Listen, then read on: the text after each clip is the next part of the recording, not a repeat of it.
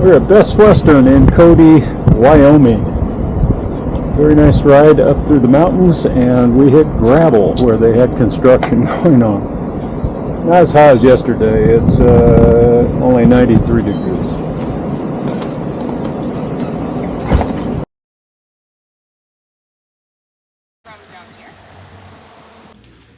I'll try them.